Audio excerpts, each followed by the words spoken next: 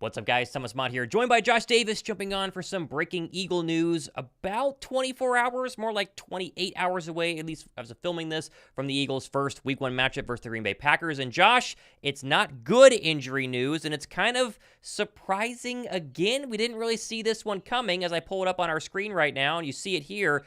Isaiah Rodgers, he is officially out. He is not going to play in what would have been his debut in Philadelphia's first game in really almost over a calendar year tomorrow night against the Green Bay Packers.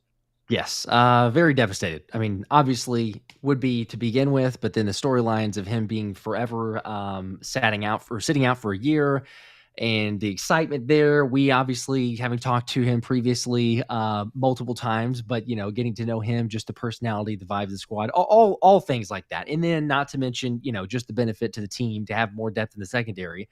I'm sure we're going to get into thoughts and takeaways as well of we shouldn't sound the alarms. We shouldn't freak out, thankfully, Sure. because we do have the depth. But yeah, it's not one of the ones that you want to start out with, because we had talked about, previously with Devin White and the situation there that was kind of unexpected. This one was even more so because, yes, we had limited practices, but there never seemed to be anything at all out there of like, oh, well, maybe there's more fear or concern that Isaiah Rodgers may not end up playing or may not end up getting in any action, let alone being ruled out. So it's unfortunate. It's sad, but I guess, to ask you, and for those people out there wondering, because I know that we're going to get lots of questions and comments, and this was my first takeaway is, okay, so who is going to be outside, and what does that change? How does that change the alignment for the defense in your mind? Well, first off, just to kind of comment on the idea of it being a surprise, Devin White did not travel with the football team, and that was kind of the main indicator a couple of days ago. He wasn't on the Wednesday flight over. Isaiah Rodgers was. Isaiah Rodgers, there's video of him boarding the plane, heading down to Brazil, and so was it the walkthrough today? Because they got to walk around Corinthians Stadium and kind of go through at least what I assume was some sort of minor little, if it even was a practice or just kind of a get acclimated with the stadium sort of situation. Was it by then? Mm-hmm. Was it kind of like coming down to the wire and they had to make a call, and so they go ahead and rule him out? Either way, this doesn't seem to be significant long-term. We don't really know the whole Devin White scenario, but it's still a tough blow for a guy who we both not only really like personally, but think he makes the Eagles defense way, way better. And now to answer the main question everyone has, what do you do here? Quinyon Mitchell, I wouldn't be too surprised if they put him on the outside. It really depends on how Vic Fangio views Mitchell versus Ringo. The only question I have, Josh, is if you do go Quinyon on the outside, which they did a lot during training camp, he was not just the nickel cornerback, who then becomes the nickel? Is it Avonte Maddox? That would be the obvious answer. Is it Cooper DeJean getting some run there as a rookie? Yeah. Let's just say they put Quinyon on the outside, which I think they'll probably do Kelee, just to kind of make things, a little bit more fluid. If you put Quinyon on the outside, is it Maddox or is it DeJean or somebody else playing nickel? Gosh, that's a very difficult question because quite honestly, I want it to be Cooper DeJean. And if we're fast forward like 4 weeks from now, or maybe even a shorter timeline, but certainly like 4 weeks from now, then I go, yeah, it's Cooper DeJean. Like that's a no-brainer there. Yeah. But remembering that Vic Fangio even said Cooper DeJean is improving, but he's not where he needs to be yet, seems to suggest you're not really going to throw him out there in terms of the starter role at the nickel. So I think I'm with you also on the thought of, all right, it's going to be in the nickel package. Quinyon Mitchell will be inside, and then you'll have Kelee Ringo outside. However, if you don't go nickel and you're in a base situation where you don't have to have any more than two corners on the field, it's kind of crazy to think about this. I mean, Fangio said it, multiple guys have said it before. It's like you don't want to ask too much of a player to begin with, but a rookie nonetheless.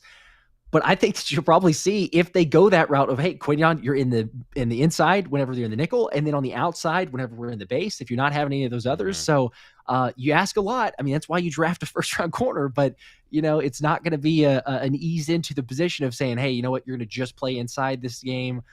Don't worry about too many, changes of position. You're going to get every single thing from Quinyon Mitchell and having to move him all over the field.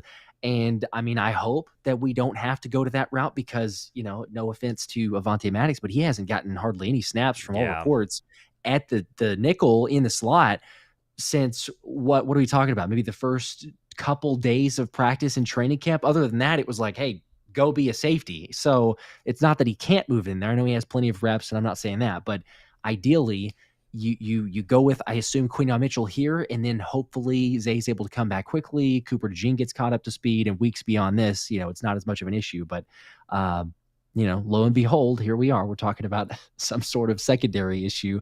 But the positive that we can say, and we've said it a number of times, at least we're in this position now than we were last year. Because if we had one injury, we'd be going, oh my gosh, because it was the constant theme of the secondary. So at least you do have that depth, but it is just a little bit, I don't know, ironic, if I guess is the correct word there, of that we're sitting here, haven't even played a game yet, and we go, oh, well, there you go. There's a linebacker out, wondering what we're going to do there and what's going to happen at the slot position. So I don't know. It's par for the course. Some people say here also, I saw a comment, this is ridiculous, but the Eagles apparently tried to trade Isaiah Rodgers, to try to throw fuel on the fire as far as the Devin White, so that is not true. That's sarcasm, just for people that may hear that and try to freak out. If you're just joining us, Isaiah Rodgers, he's officially out with that hand injury. I saw a question asking, did this just randomly pop up on the flight? No, he's been limited in practice for a couple of practices over the course of the week, and so I guess just not good enough. Again, he did fly down there. He is in Brazil, and so it must have been kind of a game-time decision, and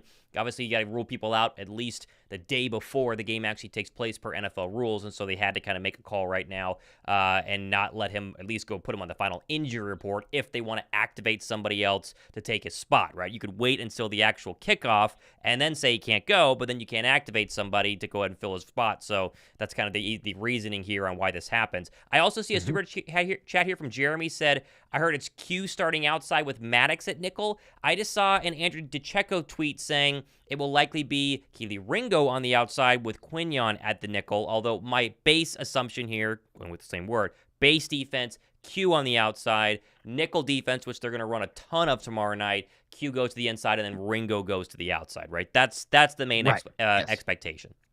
And I saw the same thing from John McMullen as well. So I feel like that's the multiple guys. Standard line of thinking would be you go Kelee and Quinyon Mitchell. I have not, again, could be wrong. Maybe Jeremy, there's something out there, and maybe it ends up being true. I have not seen anything yet. Same deal as you, just going through Twitter, which of course, this is coming from the interns of those writers because they can't actually tweet this out from Brazil unless they're using a VPN. But from what we've got so far, it does sound like it's a Kelee Ringo situation and, an opportunity for him, quite honestly, because we talk about the same thing for Nakobe Dean. But, hey, if Kelee Ringo was not expected to get the start, it was going to be Isaiah Rodgers from most all reports. It's just one game. But if he goes out there and he plays really well, then all of a sudden, do you have a bigger question? It's a good problem to have, I suppose. But all of a sudden, you have a guy who played himself into a starting role. Maybe so. That's just another thing to keep an eye on. But you got to at least like his size when we talk about the matchups for the Packers. That is a benefit for Kelee Ringo and what he brings to the table. So we'll see. Should be Here's good. An update from Jeff McClain. He was asked Ringo or Q on the outside. He says both. Quinyon in the slot, though, in nickel. So looks like they're going to kind of roll with the punches, play the hot hand, depending on what defense they're in. But again, we assumed that they would basically be playing a lot of nickel. The Packers run a lot of 3 wide receiver looks, a lot of 4 wide receiver looks as well. And so Quinyon Mitchell is going to be, baptism by fire here, Josh. This is going to be a real test for the rookie now, playing even more than he was expected. And now you got to kind of think about, he was probably prepping in terms of game prep and film prep and everything for the Packers as their main nickel. I'm sure he was dabbling in what it takes to be the outside cornerback tomorrow, but really his focus was on being the nickel because Rodgers had won the outside job, and now he's got to kind of crash course himself. Not really, because he obviously plays basically solely on the outside at Toledo, but there's probably some extra studying tonight to make sure that he feels confident, whether he is in a base defense on the outside, a nickel or dime defense on the inside, and so again, everyone raved about him during training camp, and now it's his time to go ahead and shine. Yeah, he's going to have quite a bit on his plate, which, I guess that's why you're drafting him as a first-round draft pick, but it's still one of those situations, even if we're not talking about just a football position, really, I think about it in terms of, even in your everyday life, everyday job, if you plan on one particular responsibility, one particular task, and then you go ahead and say, oh, this is what you're going to do differently, it does shake some things up. Now, that's not to say that we already heard the reports of hey, Fangio's going to try to get him out there for as many snaps as possible because he's phenomenal and he's got a ton of potential. But at least the beauty is he's getting those reps against A.J. Brown, against Devontae Smith in the slot, or in the slot and on the outside. So there's nothing in terms of just, sheer ability, talent, skill, anything like that that's going to have him, just kind of a fish out of water or intimidated, anything of that nature. But it's just more so on the fly in quick situations. If they're trying to make adjustments quickly, get a guy on the field, okay, move into the slot, processing wise, is there a little bit of rust? Is there a little bit of, oops, okay, he's out of position because he's trying to go from one position to the next very quickly? That's the part that we don't know. But I mean, ultimately, I think that he's going to be fine. And there's lots of hype around Quinyon Mitchell. It's just, here we are. And for people that are freaking out, it's not, it is news, but come on, we've got this. This is not us saying, no, I guess no offense, I shouldn't say this, but it's not us saying like, hey, we got Bradley Roby coming in here for that's right? right. Like this is Quinyon Mitchell Josh here, Jobe who's a is little starting bit more Christian right. Josh Watson. Jobe, it's a little bit more than that. So I think we'll be okay. Let's just go ahead and do a little of Big J journalism here. I have pulled up the Eagles' most recent tweet, which you see on your screen right now. I have paused it. That is Isaiah Rodgers next to Quinyon Mitchell walking onto Corinthians Stadium in Sao Paulo a mere 3 to 4 hours ago. He's putting on some sort of brace sleeve. I can't tell if that's an elbow sleeve. It doesn't look like any sort of hand sleeve. It's pretty wild that he looks good to go here in terms of a hand injury, and then they're ruling him out at the very end. It's just fascinating to me, and you'd love to know exactly what the extent of this injury is. A lot of times cornerbacks will kind of wrap things up, and they will try to go ahead and play. I know it's harder to intercept a football, but if it's not that bad, you could put a wrap on it, put a brace on it, and just play, bat the ball away. But if the Eagles want to do a lot of press man, get your hands on Christian Watson and Romeo Doubs, then that could be a little bit more of a problem. So they feel confident enough, and the guy standing next to him, again, in the video a couple of minutes ago, and Quinyon Mitchell getting ready, obviously in 27, not in his usual 30 during training camp after Zach McPherson was cut. But I think the confidence is obviously going to be just fine for a guy like Quinyon Mitchell. I have no issues with Quinyon Mitchell rolling out there, and maybe this is just his coronation. Maybe this is the real coming out party where it might have been suppressed a couple of weeks with less snaps in the nickel. Now, you roll out there, Josh, you get an interception, you ball out against a pretty good receiving corps. It's not Justin Jefferson or Tyreek Hill, but if he shuts down Christian Watson, if he goes one-on-one versus Romeo Doubs, the cameras are going to be all over him. It could really start to boost that aura around Quinyon Mitchell that already seems to be so high. Oh, without a doubt. Yeah. Because again, you talk about all those assets of it, but also you're in prime time action where the rest of the league, everyone is going to be watching you. It's Friday night football, Friday night lights in Brazil. So if you make a statement, I mean, you're going to be making plays, hopefully, but if you're doing it both on the outside and the inside, I mean, we can guarantee ourselves that coming into the game, the pre-production work that goes into a broadcast is already like, okay, who we're going to talk about, highlight players, all this other stuff. So Q was on the map. Like Q was going to get his face time and his screen time, but this just heightens it. I mean, it's to another level because the same NBC production is going to be like, oh, you got a rookie here that's going to play multiple positions. Yeah, they will absolutely be highlighting Quinyon Mitchell. So if he goes out there and balls out, he will 100%. He's already on the radar for some people, but he's going to skyrocket because it's still, like you say, it's not a Justin Jefferson. It's not the cream of the crop for talent. But to do that first game NFL action in Brazil, I mean, there's not a lot of other, I guess, wrenches or changes that you could throw at a player in that sense and be like, okay, there you go. There's your first welcome to the NFL moment. And you're going to play both positions as much as possible.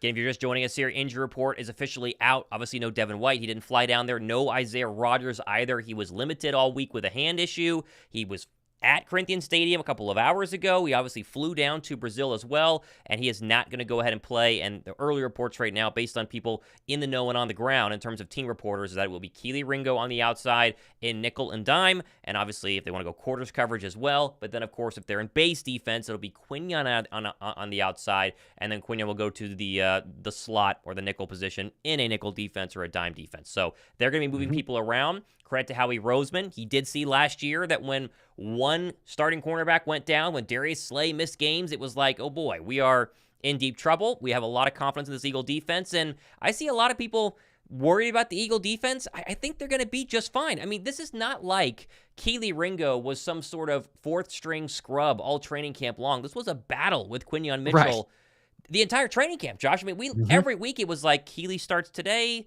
then there was Isaiah, then Quinyon, and then slowly maybe the kind of, pieces were to fall. But all reports, including the preseason action, had Kelee Ringo looking really, really, really, really good. Definitely, yes, and remember that, A.J. Brown's talking about Kelee Ringo even as well, as early as last year, saying like, "Hey, he's got all-pro potential," and that just increased for training camp of, him like, "Hey, who's a guy that really gives you some trouble or every once in a while gives you some fitness?" Like, "Hey, Kelee Ringo, like, he makes Yeah. plays, he plays physical, he can, the fluidity of his hips, which were concerned by a lot of people, changed that dynamic because he got a lot of praise coming into it as well as far as, competition for that outside spot." So, I think it's twofold there because we're going to actually get to see it. We've heard rumors, seen very small glimpses, the Eagles open practice, training camp, and things like that. But to actually see it now, and you would imagine he's going to get a bulk of the snaps on the outside because just the way that the Packers like to do their alignment, you're going to assume Fangio is going to play in the nickel quite a bit. So Kelee Ringo will be out there, and you get to see, does he live up to the hype? Can he continue to play better and transition into that second year player that we hope that he can be? But he did play, fairly good. It was spotty last season, but it's a different defensive coordinator. It's a different defense. Everyone knows that. So I'm excited to see the potential. I'm not concerned. I've seen a few comments as well, just, like, hey, what are we going to do with Kelee Ringo out there? But it's a different team altogether. And I think the cohesiveness of the group combined with Fangio, say what we will about like a lot of rotation and hey, this guy's playing first. Oh, this guy's rotating and playing first. Now it's second string, third, getting them all different types of action. Well, there's a reason why they do that. It's not the best case scenario when you say it's for an injury basis, but you're going to be more confident going into that situation. I think we're going to be okay. Ultimately, I would just say that like this is not, I think I saw a comment earlier too. This is not the same situation as last year, right? Like we are seeing some injuries. I'm not freaking out. There's not a major concern here. I'm not going like, oh my gosh, like this game just got so much more difficult. Did it get a little bit more difficult? Okay, maybe, but we have a lot of depth in the secondary. So I'm not too concerned there. It's a difference of last year where I didn't have beliefs with the starters out there, let alone once we try to go into the backups. Now I've got a more belief in the starters. There are some question marks out there that we do need to see them prove it. But again, we remember that Vic Fangio is a little bit of a defensive coordinator, or a little bit different of a defensive coordinator than a Matt Patricia or Sean Desai. And I know that's an obvious statement there, but we're going to be okay. We're going to be fine. Not according to the comment section, Josh. D. Jackson says the defense is going to be very disappointing. We have no pass rush, terrible linebackers, and now we're down to starters. Oh, my gosh. Not even, we haven't even kicked yet. Can we let's be glass half full until they prove us not to actually believe it's a glass half full situation. There you go. I think they're going to be just fine. Just fine. It's going to be okay. Oh, my goodness. Yeah, people are already freaking out. And listen, the Eagle offense scores 30 points tomorrow. They're winning this game regardless of how the defense plays, right? And we said this last night during our live stream. A top 15 defense, the 15th ranked defense in the National Football League. Pass coverage, pass rush, run defense. Make sure that Philadelphia is a very, very good football team. It's a 12-win football team with a mediocre defense because the offense will be top 5. We know that. And the defense last year was bottom third of the league, 32nd in pass coverage, worst in TDs given up to receivers. You just make that average instead of worst in the league, and this team goes from double-digit wins to probably double-digit wins, but looking a little bit more better, I guess, doing it. I want to get your thoughts on this, too. I totally agree. I want to get your thoughts, though, also, because this game, to me, it starts with the at least as far as the defensive side, it starts with stopping the run game, right? So if we're looking at the Packers here and Josh Jacobs and what they want to do, secondary, sure, that matters. Like we could go into some of these injuries and say, okay, how are these guys going to play? But ultimately, if you come out and you're able to stop the run, you make them one-dimensional, then we should be okay. So going into it, I see the comments, I know you mentioned those too. When you look at the squad here, like there is reason to be optimistic about this as far as, okay, hey, you know what to expect. Fangio's mentioned in some pressers, but do you see any issues as far as run defense goes too? Because I mean, I know it's all in tandem and there's a marriage between the pass coverage, the secondary, the run defense, everything there. But like ultimately, where do we fall within the run defense? I mean, I don't think that Isaiah Rodgers playing would have made a big difference here. Jordan Davis and Jalen Carter have got to be great tomorrow night. And Bryce Huff, again, the big knock. Can he play against the run? Can he play without Quinyon Williams? Again, he was pretty good in his very limited preseason action, but show us you can stop the run. Jordan Love's a great quarterback. Nobody is arguing that. The media is telling you he's an MVP, but they're going to try and run the football like crazy with Josh Jacobs tomorrow. So they want Josh Jacobs to have 25 carries for 135 yards and 2 touchdowns. If that happens, they're probably winning that football game. If it doesn't, and they force Jordan Love to drop back and pass 40-plus times with the Eagle pass rush that I think is going to be pretty good. I think Jalen Carter is going to ball out. I think Bryce Huff is going to have a ton of one-on-one opportunities. They can win this game. And so Yeah. Rodgers being out stinks just from a standpoint of a couple of things. He did win the starting job, so he technically was your second best cornerback behind Slay. And we obviously know him personally. We've hung out with him multiple times, at least on live streams and in person. And then obviously it was his comeback day, right? This was his time to come back. He'd been out of the National Football League for over a calendar year. Now he has to wait one more week for probably the home opener, next Monday night. So not that big of a deal. That's the bummer there. From a pure game standpoint, this is still virtually the same defense. And again, if Quinyon Mitchell is the next Sauce Gardner, if he's the next Patrick Surtain, and it's just a matter of getting him some reps, then you just anoint him now, see what happens, and he gets his, trial by fire and learns and gets better and better as the games go on. So it's a bummer, but it is definitely not the worst thing in the entire world. Totally with you. Yes. Again, that's why you drafted a first-round corner and a second-round corner, but just Coop's not there because of the hamstring. So I really don't think that we'll see him play many snaps. He could get in a few if you're just spelling somebody or, just a random occurrence. But Fangio, again, let's be honest, Fangio is brutally honest in his pressers, and he's going to call it like he sees it. So for him to go out there and say, you know what, Coop's not ready, he's not where we want him to be, but he can be, and he's improving. It's like, all right, you know what? Hey, maybe it's next week. Maybe it's a couple weeks. But it's the beauty of having the backups. It's the beauty of having depth in the secondary. It's going to be fine. And I'm, again, totally with you on that because you drafted Q for the reason of being a playmaker. They very much believe in him. And he's only proven that continuing on. I mean, you go further and further, but if you watch the press conferences or you remember in sequential order, it was like, okay, Q's doing good. And then, okay, Q's playing phenomenal. All right, now he's trash talking AJ Brown and Devontae Smith. And now he's getting some kudos from them too. So it's continued an upward trend. Yes, you want to see it obviously against, the opposite competition. But, I mean, everyone on the chat here would agree with this because it's like, it's AJ and Smitty. You're not going to get a better reps one-on-one every single day in, day out of practice than against these guys on the receiver corps. So he's fine. Defense is going to be good. And I'm excited. I think they'll surpass most expectations. I don't think that there's like crazy high expectations, understandably. Sure. But I think if we were just to average out what the basic expectations are for this defense, I think they'll surpass that actually because people may be sleeping on that or just not sure what this team's going to be. But they're going to be good. Let's at least acknowledge the fact that Cooper DeJean is still going to play tomorrow night, whether it's just in special teams, it's just as a gunner. When you get to dime coverage, does he come in and play kind of the other nickel cornerback slot, the other, side of Quinyon Mitchell? Probably so. I mean, I think he's going to go ahead and definitely play. And again, he was looking really good during OTAs, albeit a long time ago, but then he has the injury for training camp. It stunts the growth a little bit. But you got to believe the past 2 weeks, and really the past 4 weeks, because we've had kind of this middle 2-week bye after training camp was over, getting ready for the game. He's been working his butt off to go ahead and get as close to being ready as possible. And I know I see comments saying he's still not ready. He might not be at 100% of the player he can be his rookie season. That still doesn't mean he's a bad player. He was fantastic, obviously in college, drafted in the second round. Some thought he could be a first-round pick, and so he will contribute as well. And so when you have comments like Bird Gang saying, I thought we were young, we wanted young corners playing, we are having young corners playing, right? Like, that's Isaiah Rodgers is young. Yeah. They're all young except for Darius Slay. And Josh, let's at least acknowledge another name. JamesBradberry remains on this roster, obviously in an injured standpoint, but if you were to have problems going down the line, you can move him back to cornerback. They have so much depth, not just for this game on Friday, but going forward, that they're going to be just fine. Everyone's freaking out. They're going to be just fine. Yeah, we'll be okay. That's the thankful part right there. And we appreciate the two. I don't exactly understand the young comment because it's not like we are saying JamesBradberry is the guy who's coming in here and starting at that other spot. So whether it is someone who's a little bit more of a veteran like Isaiah Rodgers, or it's which we'll actually see, Quinyon Mitchell, Kelee Ringo. Again, remember, Kelee Ringo's younger than most guys that got drafted this past year. Like, he's a really young player. So I don't know if that's the comment referring to, but either way, you've got players of the future.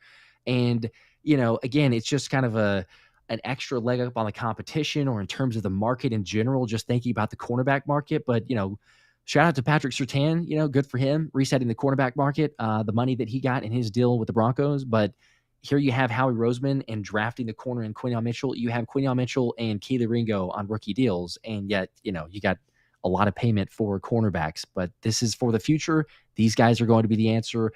Hopefully, should be Isaiah Rodgers at some point whenever he gets back. But it's, definitely the youth and a lot of development. and Slay out there as well, right? Like we'll see. He had the surgery late last year. He said that he's feeling spry. He's feeling better than he has in a long time. To have that leadership as far as just how to play the corner position, mentorship of Q, which Q's spoken very highly of. That's another aspect of it as well. So I'm interested to see that. But the gelling of the team, especially within the secondary, I think is something that'll be very different from what we saw last season. And just not near as many concerns, beforehand, where it was like, what are we going to do? It's going to be the same old, same old. I think it'll be drastically different from what we saw beforehand. Let's wrap up with some super chats here. Brian Pumper says, calling it now, Cooper DeJean gets a pick and says, Jordan Morgan over me, book it. Here's a good one. I wouldn't mind that happening. Okay. At least the interception part. And then Bird Gang says, point was aimed at the fans who are freaking out. Okay, I understand now. Oh, okay. All right, appreciate that. I was going to say, we weren't really saying any youthful. That makes way more sense. Okay. Way more sense. Okay. We appreciate everyone in the chat. But yeah, sometimes we can't get to all the comments, and so then it seems like it's either for our conversation or some of those, but totally understandable. We appreciate it. Keep in mind, we'll be live tomorrow night for the entire game, broadcasting it here on both of our channels. Hopefully the best Eagles broadcast you guys can find on the entire internet. If you don't want to pay for Peacock, which I don't blame you on that one, we'll be here. Go and hit that subscribe button. If any other news happens between now and kickoff, we'll jump on for lives as we always do. First people to have all the latest and breaking news here on YouTube regarding your Philadelphia Eagles. We're going to wrap up here about 25 minutes. For Josh Davis, I'm Thomas Mott. Signing off. The Birds are going to be just fine. We're still predicting a win. Hopefully Isaiah Rodgers gets better. We're looking forward to seeing him play, hopefully next Monday night, which we'll cover as well, but that remains to be seen. Go Birds. They're going to be just fine. There you go. Go Birds.